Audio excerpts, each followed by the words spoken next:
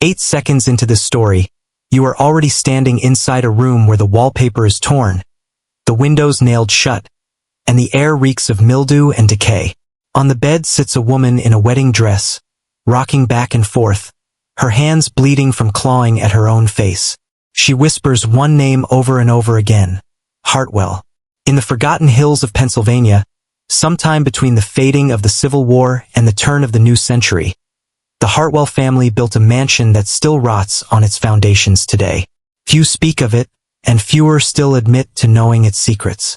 The family was wealthy, respected, and feared.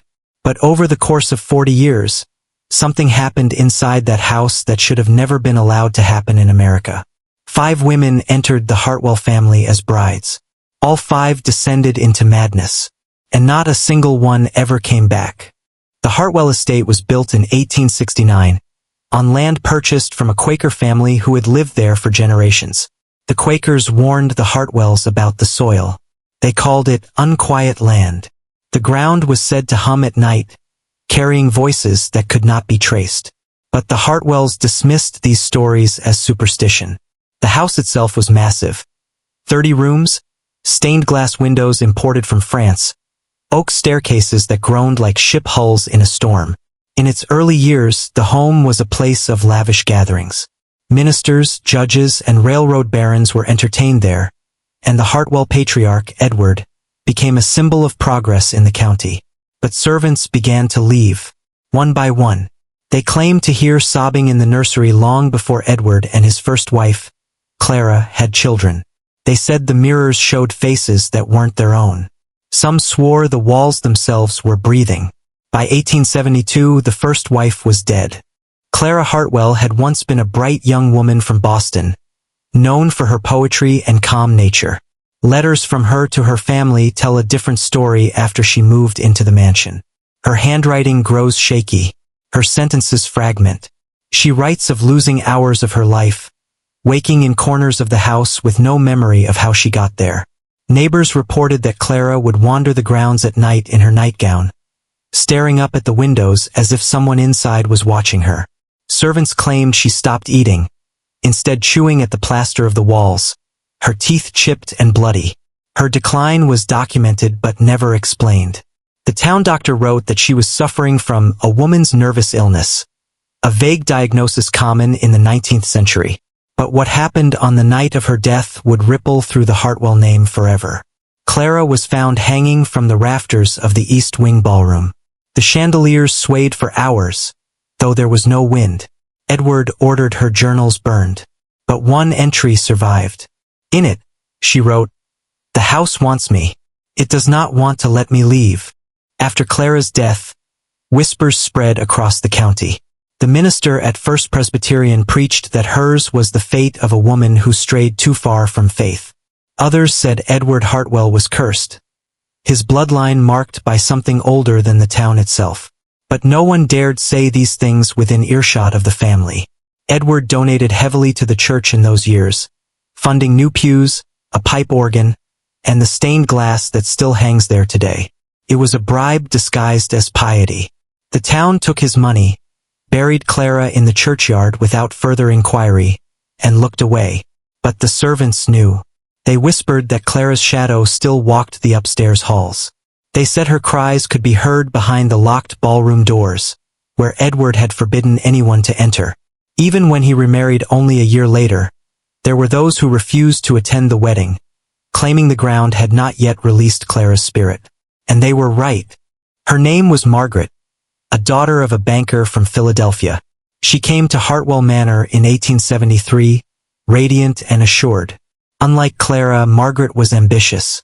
She believed she could elevate the Hartwells further into Pennsylvania's rising gentry. For a time, she succeeded. Edward entertained again. The house glowed with the sound of piano music and laughter. Margaret's letters spoke of the splendor of the home, the gardens, the carriages, the promise of children. But the letters also carried subtle changes, odd observations that grew with each passing month. She wrote of hearing a child call her name though no children lived in the house. She described entire rooms growing colder as she entered. She confessed in one letter that she feared the mirrors most of all. "They do not wait for me," she wrote. "They move first." By the spring of 1874, Margaret was no longer seen in public. Visitors were told she was unwell. Servants reported that she kept her eyes covered with veils, refusing to look at anyone directly.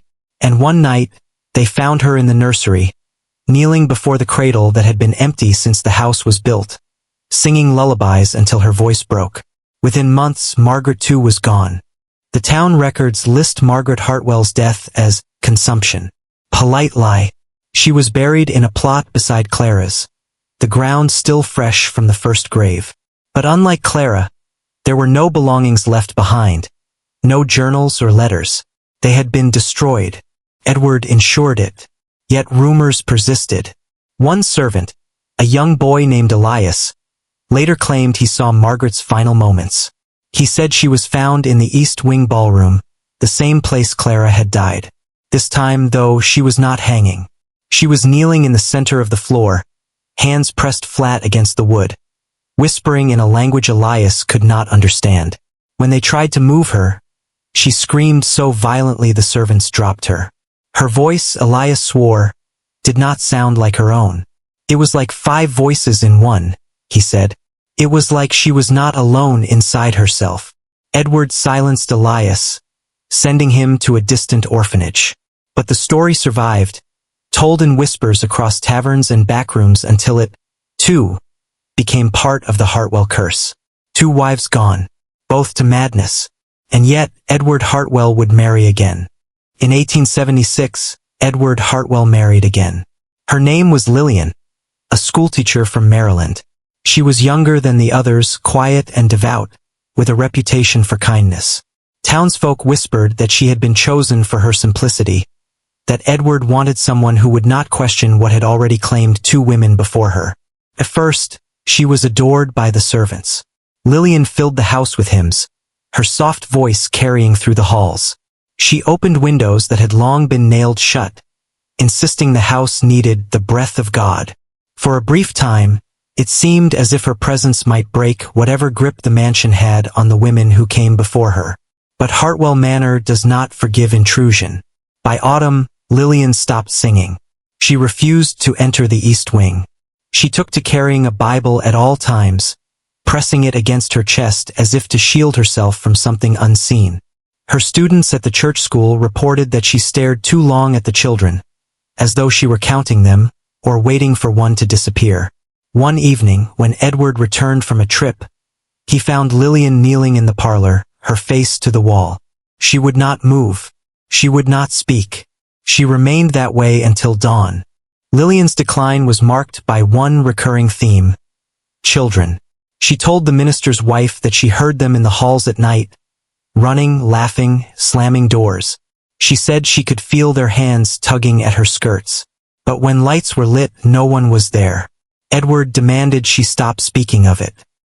He had no children with his first 2 wives, and now his young bride was muttering about invisible sons and daughters. But Lillian would not stop. She insisted there was a nursery in the house that did not belong to them, a nursery meant for others, hidden somewhere within the walls. Her journals, preserved only in fragments, reveal a chilling detail. She described dreams of orphaned mouths sewn shut with black thread. She wrote that the house was hungry, and that the children were its teeth. By winter, the servants found her pacing at night, muttering lullabies, her hands raw from clawing at doors that no longer opened. They begged Edward to send her away, to call for doctors, priests, anyone. But Edward refused. To admit Lillian was slipping into madness was to admit the curse of the Hartwell home. Within months, she too was gone. The burial of Lillian Hartwell marked a turning point. 3 wives lost in less than a decade could no longer be dismissed as coincidence. The town grew uneasy, and the Hartwells, once hosts of grand gatherings, became figures of suspicion. Children crossed the street rather than walk past the gates. Farmers muttered that their livestock grew sick whenever the Hartwells held parties. Still, no investigation was ever made. The church, now heavily indebted to Edward's donations, refused to question his household. The county sheriff, a close hunting companion of Edward, dismissed any rumor as women's gossip. But ordinary townsfolk remembered. They spoke of strange fires on the Hartwell grounds that burned without smoke. They recalled nights when every dog in town howled until morning. And they never forgot the sight of Edward's carriages, carrying yet another coffin through the cobbled streets, each one smaller than the last, as though the very earth were swallowing the Hartwell brides whole. Behind the iron gates, Edward Hartwell began preparing for a fourth marriage. And this time, he would bring someone into the house who had no choice in the matter at all. By 1882, Edward Hartwell's reputation was fractured. 3 wives had gone into the ground, each death shrouded in whispers, yet no formal suspicion had ever been raised. To secure his legacy, Edward turned not to love, but to convenience. His 4th wife was Ruth, the daughter of a Presbyterian minister from Pittsburgh. Ruth did not arrive by romance. She arrived by arrangement. Her father, facing financial ruin, saw in Edward a savior. A marriage was proposed, dowries exchanged, debts forgiven. Ruth was 19. She did not want the union, but her refusal meant little in the world of powerful men. The wedding was hushed. No grand parties, no announcements in the paper. By then, the town had begun to avert its gaze. To look at the Hartwells too closely was to risk seeing what they had chosen to ignore. From the moment Ruth entered the mansion, she was watched, not only by the servants who pitied her, but by Edward himself. He insisted she remain within the estate grounds. He controlled her correspondence, her movements, even her clothing. And within weeks, Ruth began to wither. Her hair fell out in clumps. She was seen speaking to corners, as though someone were crouched there, whispering. She stopped eating at the table, instead requesting her meals be sent to her room. And when she did appear in public, her skin bore scratches down her arms, as if she had been dragged through thorns no one else could see. It was during Ruth's time in the house that the connection between Hartwell Manor and the local orphanage first came to light. The county maintained a small institution for abandoned children, run quietly by the church. Edward was one of its largest benefactors. Ledgers recovered decades later show a disturbing detail. Hartwell donations spiked sharply in years when his wives fell ill. Food, bedding, and repairs were recorded, yet survivors of the orphanage claimed they never saw such supplies. Instead, they remembered visits from Edward himself, unusual, given that men of his station rarely mingled with the forgotten. Ruth wrote in a hidden journal, discovered only after her death, that she heard children singing beneath the floorboards of the manor. She wrote that Edward forbade her from speaking of it. When she pressed him, he told her something chilling. The house is never empty. Her final entries grow jagged, frantic. One page repeats the same line 10 times in ink that had bled into the paper. They took them from the orphanage. They brought them here. The church destroyed these journals after her burial. Officially, Ruth Hartwell died of hysteria. But the servants who carried her coffin swore it was too light for a woman of her size. By the late 1880s, Edward Hartwell's power had only grown. The church, indebted to him, silenced questions. The sheriff dismissed evidence. Judges, lawyers, even physicians were drawn into his orbit of wealth. And so the Hartwell name became untouchable. It was whispered that Edward had a room in the house where he met with ministers and politicians, and that whatever was said there was never repeated outside its walls. But the town could not unsee the funerals. For wives gone, each one marked by madness, each one buried quickly and quietly. Mothers warned their daughters never to look too long at the Hartwell gates. Children dared one another to run up and touch the iron bars, as if brushing against them meant inheriting the curse. Yet Edward was not finished. In 1890, already in middle age, he announced a 5th marriage. And by then, even the town's silence had begun to crack. For what entered the Hartwell estate that year would not only unravel Edward's final wife, but threaten to expose the entire foundation on which his family's power had been built. In 1890, Edward Hartwell married his 5th and final wife. Her name was Eleanor, a schoolteacher's daughter from upstate New York. She was 24, well-read, independent in spirit, and, unlike Edward's other brides, suspicious of wealth. Letters from friends describe her hesitation. She found Edward cold, like a man rehearsing the act of being human.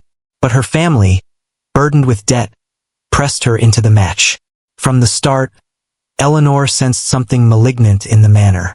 She wrote that the house watched her, that its walls carried memory, that every stair creaked not with weight, but with warning. Unlike her predecessors, she did not conceal these impressions. She spoke them aloud, to servants, to the minister's wife, to anyone who would listen. And the house responded. Mirrors cracked without being touched. Doors locked behind her. She reported finding small shoes in the basement, worn thin as if they had been walked in for years, though no children lived there. Edward raged at her imagination. But the servants noticed something else. The longer she resisted, the sicker he seemed to grow. It was as if the house demanded her collapse, and Edward required it to survive. Unlike the other wives, Eleanor documented everything. Her journals, smuggled out by a sympathetic servant, remain the most damning account of the Hartwell curse. She wrote of nights when the house pulsed with sound, as though blood ran beneath its floors. She described voices in the nursery whispering her name, urging her to join them. One entry details a discovery in the attic, a locked trunk containing dresses far too small for any adult. Stitched into their seams were names, unfamiliar, foreign, many of them matching children who had once been listed in the orphanage ledgers but were never adopted. The most disturbing notes describe Edward himself. Eleanor claimed he would sit in the East Wing ballroom for hours, speaking softly though no one else was present. When she dared to listen, she realized he was reciting prayers backward, his voice trembling as if in reply to someone unseen. Her final pages grow frantic. She writes that she no longer dreams her own dreams. She dreams theirs. And then, in the last entry before her disappearance, "If I stay, I will become them. If I leave, I will not be allowed." In 1893, Eleanor vanished. Officially, Edward told the town she had gone to stay with relatives. No coffin was buried, no funeral held.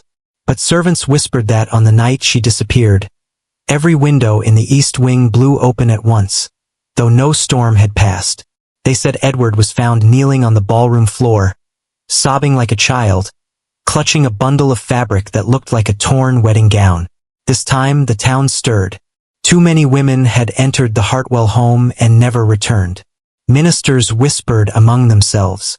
Mothers forbade their daughters to work as maids there. Even the sheriff grew uneasy, avoiding Edward's invitations. And yet nothing was done. The church, fattened by Edward's wealth, refused to confront him. Officials dismissed the rumors as superstition. The silence around the Hartwells fractured, but did not yet break. It would take decades, and a hidden discovery in the ruins of the manor, for the truth of what happened to Eleanor and the other wives to crawl out from beneath the weight of that silence. By the turn of the century, Edward Hartwell was a hollow figure. His hair had gone white, his hands trembled, and he was rarely seen beyond the manor gates. Some said he had grown paranoid, boarding up windows and locking doors until entire wings of the house lay in darkness. Others swore they saw him wandering the grounds at night in his bedclothes, speaking to the air as if pursued. His wealth kept him insulated. Though he gave fewer donations to the church, he still wielded influence over officials who owed him favors. But Edward was not immortal. In 1901, he was found dead in the East Wing ballroom. The servants discovered him sprawled beneath the chandelier, his eyes wide open, his face contorted in terror. No doctor ever recorded a cause. The official record simply reads heart failure. But those who prepared his body whispered that his fingernails were broken, as though he had clawed at the floor in his final moments. The manor passed to a distant cousin, Thomas Hartwell, who inherited not only Edward's estate, but the curse that clung to it. Thomas Hartwell was a lawyer from Philadelphia, skeptical by nature and uninterested in the family's Gothic reputation. When he moved into the manor in 1902, he dismissed the servants' warnings. He opened the shuttered rooms, burned Edward's old journals, and laughed at the townsfolk who crossed themselves when he passed. But his arrogance was short-lived. Within months, he too was plagued by strange occurrences. Papers vanished from his desk only to reappear burned at the edges. The East Wing ballroom grew uninhabitable, its floorboards swelling as if something beneath them strained to emerge. Most tellingly, Thomas reported dreams of women he had never met. 5 of them, standing in a row, their faces blurred, their mouths opening in silent screams. By 1905, Thomas abandoned the estate, retreating to Philadelphia and never returning. He left the house to rot, declaring it unfit for human dwelling. The manor stood empty, but the townsfolk swore it was anything but lifeless. Lights flickered in its windows, music drifted across the hills, and always, the sound of children's laughter echoed where no children lived. The decades that followed brought scattered attempts to document the Hartwell mystery. In 1911, a local historian compiled a genealogy of the family but omitted mention of the 5 wives entirely. His notes, found later in an attic trunk, reveal why. He wrote that when he tried to confirm burial records, he found only 3 graves: Clara, Margaret, and Lillian. Ruth's coffin was never accounted for. Eleanor's never existed. In 1923, a group of seminarians from the nearby college broke into the abandoned manor on a dare. They reported journals scattered across the floor of the library, pages torn and marked with drawings of small figures with hollow eyes. The students fled, but one of them kept a page. It depicted a woman in a bridal gown, standing in a room with walls that bled. Rumors began to spread beyond the county. Articles appeared in obscure journals of folklore and psychiatry, citing the Hartwell madness. The family, once untouchable, was now invoked as a cautionary tale, a name that meant corruption, secrets, and a curse no generation could bury. And yet, the darkest discovery was still waiting, buried beneath the rotting boards of the East Wing ballroom. By the 1930s, Hartwell Manor had become more ruin than residence. Its shutters hung loose, ivy strangled the stone, and trespassing children swore the walls whispered their names. The Great Depression had left the county desperate for work, and in 1934 the estate was finally seized for unpaid taxes. Plans were made to sell the land, and laborers were hired to dismantle the rotting structure. It was during this demolition that the truth emerged. In tearing up the warped floorboards of the East Wing ballroom, workers struck something not wood, but stone. Beneath the boards lay a trapdoor sealed with iron nails. When they pried it open, the air that escaped was said to smell of mildew, rot, and something unmistakably human. What they found was a chamber, narrow, suffocating, lined with shelves, and on those shelves were shoes, dozens of them, tiny, worn, cracked with age, belonging to children. Alongside the shoes were dolls with their eyes stitched shut, scraps of fabric with names embroidered into them, and bones. Small bones, fragile and scattered, as if arranged deliberately in patterns no one could understand. The laborers fled. The sheriff was called. But by the time officials arrived, much of the evidence had been removed, burned in the fields by order of the church. Only a handful of bones were taken to the county coroner, who filed no report. His ledger contains only one note: not animal. The chamber was sealed again, the house torn down, but what had been uncovered could not be erased. The destruction of Hartwell Manor should have ended the story. Yet the curse did not die with the house. Locals spoke of dreams that spread after the demolition. Dreams of women in veils, of children crying through walls. Former workers who had entered the ballroom reported hallucinations, sudden violence, and in some cases, insanity. The official record remains silent. No public mention of the chamber. No acknowledgement of the bones. The county declared the land cleared for future use, but no buyer ever came forward. Even now, the soil lies empty, fenced off by rusting wire. Farmers say nothing grows there. And what of the Hartwell wives? 5 women who entered a house and never returned whole. Their graves, if they exist, remain unmarked, their voices buried under generations of silence. Some say they walk still, bound not to Edward, but to the house itself, a house that fed on lives until it was torn apart. The Hartwell story is rarely told in history books, but in the hushed corners of Pennsylvania taverns, In the whispered warnings of mothers to their daughters, the name survives. It is spoken like a curse, a warning, a reminder that there are families in America whose wealth was built not only on industry or inheritance, but on secrets no one was ever meant to discover. And that sometimes, when you peel back the walls of the past, you do not find history. You find hunger,